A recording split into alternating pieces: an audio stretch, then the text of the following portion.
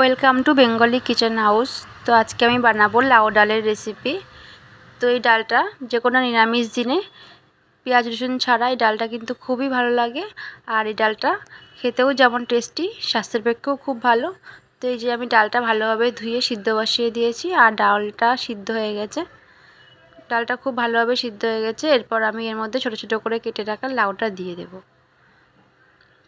তো লাউটা দিয়ে দিয়েছি। লাউটা দেওয়ার পরে এর মধ্যে আমি পরিমাণ মতো লবণ, হলুদ আর 4টে চেরা কাঁচা লঙ্কা দিয়ে দেব।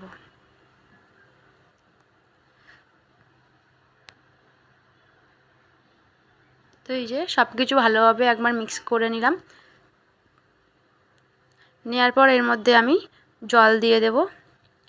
তো এখানে আমি জলটা, ডালের ঘনত্বটা আমি যেরকম রাখবো আর লাউটাও সিদ্ধ হয়ে যাবে সেই হিসাবে আমি এখানে জলটা দিয়েছি। এরপর আমি এটা ঢাকনা দিয়ে ফুটতে দেব। তো এই যে ডালটা ভালোভাবে ফুটে গেছে আর লাউটাও সিদ্ধ হয়ে গেছে। এরপর আমি ডালটা নাবিয়ে নেব। নাবিয়ে নিয়ে তারপর ফোড়নের জন্য আমি এখানে তেলটা গরম হয়ে গেছে। তো এখানে 5 ফোড়ন, শুকনো লঙ্কা, তেজপাতা দিয়ে দিয়েছি আর এর মধ্যে কয়েকটা কারি পাতা দিয়ে দিয়েছি। লাউ ডালে কারি পাতা দিলে কিন্তু খুব ভালো লাগে। আর একটা টমেটো দিয়ে দিলাম। টমেটোটা নরম হয়ে যাওয়া পর্যন্ত টমেটোটা একটু ভেজে নেব। তো এই যে হয়ে গেছে আর এর মধ্যে এবার আমি ডালটা দিয়ে দিলাম। তো এই যে ডালটা আমি আবার একটু নাড়াচাড়া করে ভালোভাবে ফুটতে দেবো আর এর মধ্যে একটু ভাজা মশলা দিয়ে দিলাম, ধনে আর জিরের গুঁড়ো। তো এটা না দিলেও হয় আর দিলে একটু টেস্টটা বেশিই ভালো লাগে। তো এই যে ডালটা খুব ভালোভাবে ফুটে উঠেছে, এবার নামিয়ে দিয়েছি।